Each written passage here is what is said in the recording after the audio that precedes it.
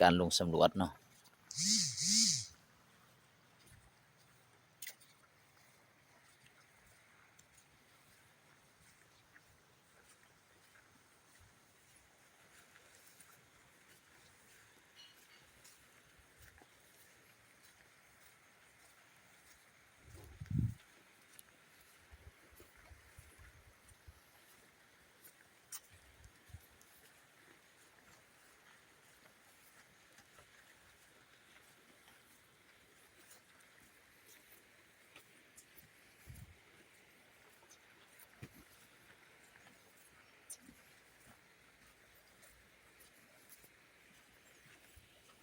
แถวนี้นี่เป็นตะมินี่เนี่ย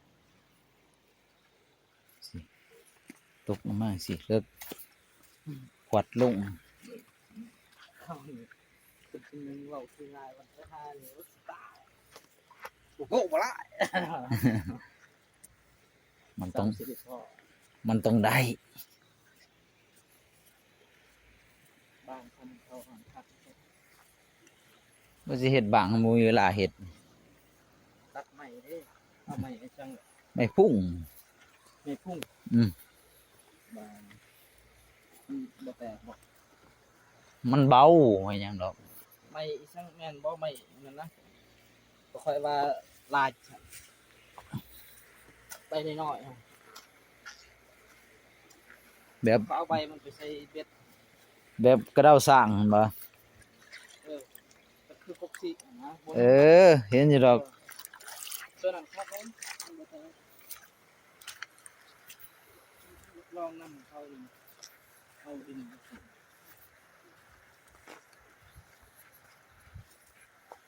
เขาก็หาจนว่ามันพอแหมมันได้อยู่ไสเขาก็ฮ้อนแต่อยู่หันนั่นนะ คันได้หน่อยหนึงคันเขาได้เม็ด2เม็ดเนี่ยได้แล้วบ่ลีหนึงหรือว่าลีหนึงต่อเม็ดหนึง บ่นาซ้ำตัวเขาถ่ายให้เจ้าเบิ่งหั้นได้อยู่ประมาณลี่ป้ายซ้ำน่ะ จำนั้นบ่ เออ โอ้ลีหนึงก็เท่าไหร่ 300,000 400,000แล้วเดี๋ยวนี้ขึ้นแล้ว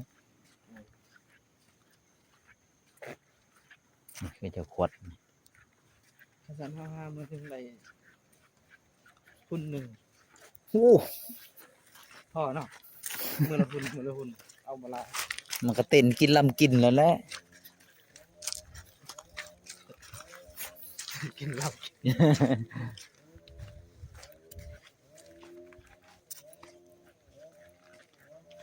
อ่า นักล่ามีติว เฮาละท้องแม่นสิละไม่ติว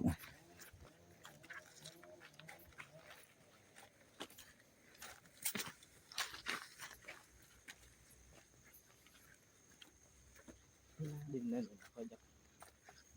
อันนั้นว่าอยากมักอยู่นะ เออ ใส่ เอามาเราก็ทุบจะได้มือเกิดเบิ่งอีก อืม ลักษณะแบบว่าตัวมันสิมี ถ้ามันมีขีดำๆมันหลอดแล้วนะ จอดแล้วก็คือดำๆคอยแล้วขึ้นมันเป็นแบบเฮ็ดบ่จังไปเบิ่งกินนี่มันบ่ได้เป็นได้สีอันนี้มันบ่ได้เป็นสีทองนี่ อืม จะไปเบิ่งอย่างจังได๋คอยว่าที่ได้มันมีอยู่อ้าวไปเลย เดี๋ยวลงมันลุมขึ้นนะวะจ๊ะ หรือว่าเขาบ่ได้นี่บ่มือหนึงเขาไปเขาบ่ได้อีสัก กาซิมิแหละ